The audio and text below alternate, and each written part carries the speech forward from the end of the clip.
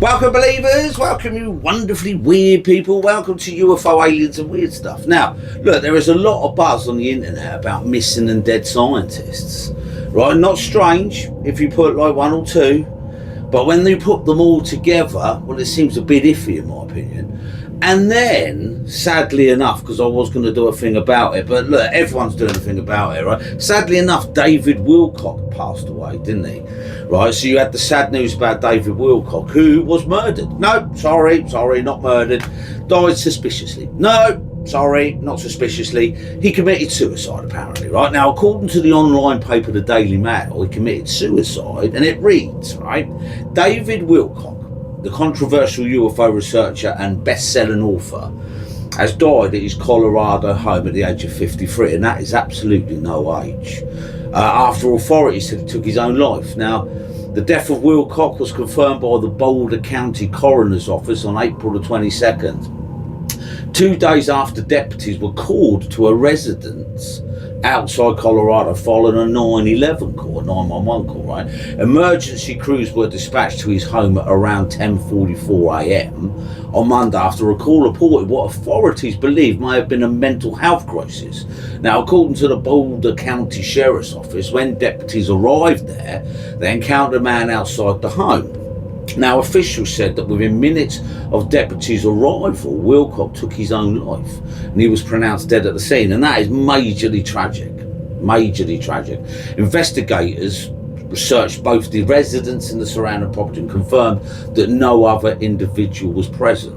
Now, the case remains under review as authorities work to determine the official cause and manner of death. Now, Wilcock's sudden death has sent shockwaves through a devoted online following that had grown around decades-long work of exploring UFOs, ancient civilizations, and ancient theories. And of course, obviously, he was a fantastic bloke. I mean, I've seen him on loads of stuff. He was great.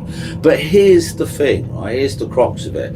Just 2 days prior to his death, the 53-year-old paranormal author had streamed live on YouTube. During the live streaming, the UFO experts showed concerns over the mysterious deaths of UFO theorists and scientists, including, obviously, Nick Pope, God rest his soul, and honestly, my sympathy go with his family, because he was young as well, wasn't he? And Eric von Daniken, a Swiss conspiracy theorist who died in January 2026. Now, obviously, I believe that Eric von Daniken was about 90 years old. I generally do think that he died of old age. The same as Nick Pope. And as I say, that is a major tragedy. Right now, he died of cancer. And cancer takes anyone. Old, young, what's up, you know, whatever. It has, you know, no Pacifics cancer. It will just take anyone. So yeah, and that's sad. But I don't think that was dodgy, right? Now, Wilcock also expressed gratitude, though, for being alive in the midst of such deaths. He says, "I'm excited to be here, you know. Every day that I have on earth is a gift and a blessing, and I'm very grateful for that, because frankly, people are disappearing. Scientists are going missing, and it's a little bit scary." While stressing that he had a rough week, Wilcock said, you guys know that I might still show up even though it was last minute and I've had a really rough week. Like, you know, that's kind of like every week for me, but somehow we keep on making it all through this. So, David Wilcock, right? So I found this on the internet from a website called Seymour Rocks. I tried to find the author, couldn't suss it out, right? But Seymour Rocks, and it says it better than I ever could. Let me read it to you, right? It says, "A death that demands skepticism, honouring David Wilcock." Right? And the news that David Wilcock has reportedly died by suicide is a grim announcement that should be met with immediate, profound skepticism. For anyone familiar with his decades of work delving into ancient civilization, consciousness and suppressed technologies, the idea that he would take his own life, well, basically smells, right? This is not about disrespect either, it is about honouring a man who devoted his life to questioning every official story handed down by corrupt institutions. Right, his supposed suicide occurs within a chilling, well-documented pattern of researchers and pioneers dying under mysterious circumstances, just as their work threatens to expose the lies of the establishment. Now, I believe we owe it to David and to every seeker of truth to interrogate this narrative with the same rigour he applied to his investigations, blindly accepting the word of authority. The same entities that lied about the COVID situation, covered up election interferences, and whitewashed Jeffrey Epstein's staged death. It is a betrayal of the very curious that drives human progress. The official story is often the cover story, and in a world where the CDC, the FDA and the FBI routinely deceive the public, the burden on proof rests with them, not with us. Even if you don't agree with the conclusions or views, we must honour David Wilcock's core intentions by demanding evidence, questioning motives and refusing to let his life's work be buried with a convenient, unchallenged label. Wow, man, that is extremely deep, and I agree with every word. Like I say, I got that from a website. That is not my words, but it's written so well, I had to tell you about it. Now, but sadly, right, he's not the first UFO whistleblower to die in strange circumstances. But we should begin with a warning. What you're about to hear is a mixture of documented events, tragic deaths, and speculation. Sometimes informed, sometimes controversial, right? But one thing is certain, many of the people we're about to discuss were real, and their deaths were very real. Now, is it a danger to investigate UFOs? Now, most people would laugh at that question. They'd say it belongs in science fiction or an episode of the X-Files, wouldn't they, right? But when you begin to look closer, you start to notice something unsettling. Patterns forming, coincidences, shall we say, and deaths that don't quite sit right. And I'm going to leave that to a pause for a minute, right? Deaths that don't quite sit right. I mean, if even in a handful of cases UFO researchers met unnatural ends, then we must ask, right, why are they meeting it? Is there really a secret so powerful, so dangerous that it must be protected at all costs? And I believe there is, personally. I mean, you know, this thing about UFOs, this has been going on since 1947 after the Roswell crash. That is when we started being lied to, and it carried on. Because originally in Roswell, the newspaper did say that a flying saucer had crashed, and then the story changed and the narrative got different, right? Did some of these investigators stumble onto something else that's not, should we say, ET, extraterrestrial?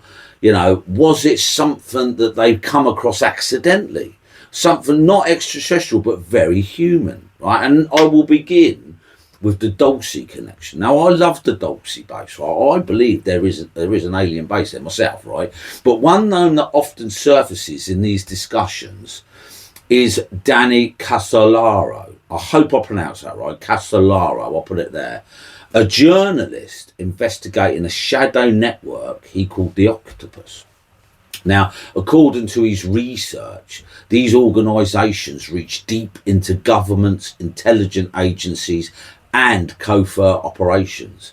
And buried within his findings was a place called Dulce, New Mexico. Now, a location long associated with UFO lore, like I said, but Casolara believes something different.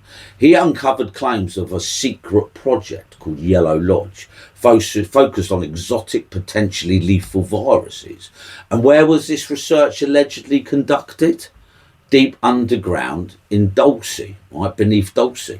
But here's where it gets even more disturbing, right? Some sources suggest that stories of alien abductions were deliberately spread, right? Basically, a government-made smokescreen designed to hide human experimentation, to mask something far darker. So, I mean, let's face it, I wouldn't put it past them, personally, right? I do believe that alien abductions exist. Of course I do. I absolutely 100% do. Some of them might be government, you know, what do we call it? That there might be something that they made up to hide something else. All right, that's what we're saying. Now, if Casolara hinted at a secret beneath Dulcie, then that takes me nicely to Phil Schneider, who claimed to have seen them firsthand, these structured engineers, these dumps, right? A man who said he worked on top secret underground bases, and a whistleblower who made extraordinary claims. Now, he spoke of over 100 underground facilities across the United States, and you can well believe that. Direct involvement in classified construction projects. And most shockingly, he reckoned he'd encountered non-human entities. Right, so let's talk about the battle at Dulcie. According to Schneider, everything changed during a routine excavation, right, deep beneath Dulcie. His team broke into a cavern, and inside were beings he described as large greys. Now, what followed, he claimed, was a firefight, right? Humans versus unknown entities. Now, Schneider said that over 60 personnel died. Himself barely survived, and he would later show missing fingers and a scar on his chest, right? And he spoke of a weapon that emitted a blue energy beam. Now, I don't know if you want to believe that or not. It does go down a rabbit hole, but I will believe it, right? He warned of something even more chilling as well. A secret agreement dated back to the 1950s. And it was between humans and extraterrestrials, and I believe it was Eisenhower who started that, right? Okay, now, Schneider didn't stop there either, so he kept going. He claimed there was a war going on under our feet and over our heads, a hidden conflict unknown to the public. I suppose it's possible. And in the months before his death, he said something else, right? That attempts had been made on his life. So, like I said, right, the death of Phil Schneider was a little bit iffy, if you ask my opinion, right? On January the 17th, 1996, Phil Schneider was found dead. God rest his soul, right? A wire wrapped around his neck. And the official ruling? Suicide. Again, suicide. Right? But not everyone agreed with this. Even members of his own family believed he had been silenced.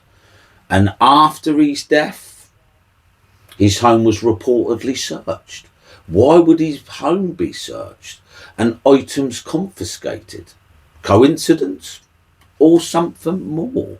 I mean, you let me know, you tell me, right? And there are other suspicious deaths, and Schneider wasn't the only one, right? There are others. So like we say, many others basically. Is it dangerous to look into UFOs? Now, you've got John Mack, right, killed in a hit and run. You've got John Murphy, also killed in a hit and run. Okay, some saw tragedy, others asked questions. Now, apparently, there is a rumour there's a weapons of silence, right? Declassified investigators have revealed something unsettling, right? The existence of experimental tools designed to kill without leaving a trace, including a so-called heart attack gun, a weapon that can induce a cardiac arrest with no obvious evidence. And mate, look, I don't know if that's true. I really don't. Could such technologies have been used on people if that is the case? But there's no proof. But the possibility alone does raise disturbing questions. Now, also, you've got the case of James Forrestal, right? Now, perhaps one of the earliest and most controversial cases is that of James Forrestal, right? And this is to do with MJ12. Right, the Majestic Group, MJ12. Now, they are rumoured to be a secret organisation who deals with just the UFO issue. A governmental body, Majestic 12, who deals... Now, it's only rumour, but look, if you were the government and if you were dealing with UFOs, you would have a separate thing. And you would, you know. Now, if you've ever heard of Room 801, now, that was in London, and apparently Room 801 in London, in a hotel, believe it or not, was where we, the British, did all our UFO investigations. Right, so this James Forrestal, like I said, the first US Secretary of Defense, a man with access to the highest level of classified information, right? And in 1949, 2 years after Roswell, he fell out of a hospital window. Now, officially, they're saying it was suicide, right? He fell out of a hospital window, but his mental state had reportedly improved. Physical evidence didn't fully align and witness questioned the circumstances. Some believe he knew too much about national security and about intelligence operations. And I think he knew too much about the UFO subject and he was going to tell people. That's roughly what I would get out of it. But look into it. It's worth looking into it then. Then you've got Morris K. Jessup, an author and a researcher whose work attracted the attention of the US Navy after receiving strange letters and attending a mysterious meeting. His life changed, right? He reported ominous phone calls he kept receiving, surveillance fears, and a growing sense of danger. So in 1959, he was found dead in his car, a hose pipe connected to the exhaust. And you know what they ruled it as? A suicide. But those close to him insisted something wasn't right. So look, as you say, it's you know, once you start adding things together, it gets a little bit dodgy, doesn't it? Now, Max Spiers, if I've got the name right, Max Spiers died mysteriously in Poland. Now, he was a British UFO researcher, and he was over in Poland, and he was investigating stuff. Right now, he died vomiting black ooze, apparently. Now, check it out, obviously. And his mother says that she got a text of him saying, look, I'm in trouble, and I'm in trouble. If I die, please investigate it. Right now, when you look into this one, because obviously the internet is full of stuff, right? The Huffington Post reckons it was drug induced. You know, that's how he died. But yeah, it's a strange one, right? Max Spiers. So, what are we looking at? A series of tragic coincidences, possibly? Or a pattern hidden in plain sight? You know, some researchers suggest not all UFO investigators lead to extraterrestrials, okay? Some lead to black projects, covert experiments, and secrets worth protecting. So, the truth is, we simply don't know, do we? Some of the deaths may be exactly what they appear to be. Tragic, natural, and explainable. All right, now we're only discussing this because of the scientists. The 11 scientists who've died mysteriously. It's even getting main news, isn't it? Main media news. Even Trump's got involved, apparently. All right, but look, there are others that do leave questions behind. David Wilcock is one, right? They're unanswered, basically. Uncomfortable is another word I would use, you know, so persistent, should we say? And perhaps that's the most unsettling part of it, because in the world of UFO research, the line between truth and illusion can get very, very fussy, can't it? It can get very, very muddy and unclear. So what do you think then? What do you think of UFO aliens and weird stuff? What do you think of the things we've discussed? Do you believe Phil Schneider killed himself with a string? Max Spiers, David Wilcock, you know? So anyhow, this was aliens, UFO aliens and weird stuff. Thanks for sticking around. I really appreciate it. And I'll catch you on the next one. Thank you.